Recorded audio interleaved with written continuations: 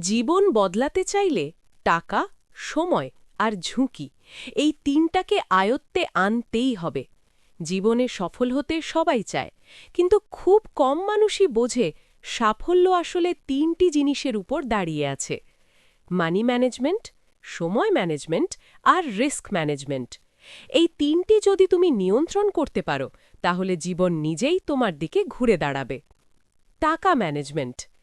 টাকা না, অভ্যাস গুরুত্বপূর্ণ। অনেকেই ভাবে বেশি টাকা থাকলেই জীবন ঠিক হয়ে যাবে। আসলে ব্যাপারটা উল্টো। যার টাকা কম কিন্তু হিসাব আছে, সে এগিয়ে যাবে। আর যার টাকা বেশি কিন্তু পরিকল্পনা নেই, সে একসময় শূন্য হয়ে যাবে। তুমি যতই আয় করো না কেন, খরচের হিসেব রাখো, অপ্রয়োজনীয় খরচ কেটে দাও, কিছু অংশ সঞ্চয় করো আর ছোট ছোট ইনভেস্টমেন্ট শিখো। মনে রাখো, টাকা তোমার দাস হওয়া উচিত, তুমি টাকার না। সময় ম্যানেজমেন্ট সফলদের গোপন অস্ত্র।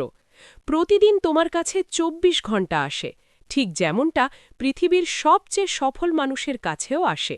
তাহলে পার্থক্য কোথায়? পার্থক্য হল কে সময়কে কিভাবে ব্যবহার করছে। সময় নষ্ট করার কিছু লক্ষণ: অকারণে মোবাইল স্ক্রল করা, কাজ ফেলে রাখা, লক্ষ্যহীন দিন কাটানো। সময়কে কাজে লাগানোর উপায়: দিনের শুরুতে একটা প্ল্যান করো, গুরুত্বপূর্ণ কাজ আগে করো আর না বলতে শিখো অপ্রয়োজনীয় জিনিসে। সময় একবার চলে গেলে আর ফিরে আসে না, তাই প্রতিটা মিনিটকে মূল্য দাও। রিস্ক ম্যানেজমেন্ট ভয় না, বুদ্ধি দিয়ে চলা। জীবনে ঝুঁকি থাকবেই, কিন্তু বোকামি করে ঝুঁকি নেওয়া আর বুদ্ধি দিয়ে ঝুঁকি নেওয়া, এই দুটার মধ্যে আকাশ পাতাল পার্থক্য। রিস্ক ম্যানেজমেন্ট মানে আগে চিন্তা করা, পরে সিদ্ধান্ত নেওয়া। সবকিছু এক জায়গায় ইনভেস্ট না করা, হারলে কতটা ক্ষতি হবে সেটা আগে ভাবা। যে মানুষ ঝুঁকি নিতে জানে কিন্তু নিজেকে সুরক্ষিত রাখে, সেই মানুষই বড় হয়। জীবনটা একটা গেমের মতো, যেখানে টাকা তোমার রিসোর্স, সময় তোমার সুযোগ আর রিস্ক তোমার পরীক্ষা।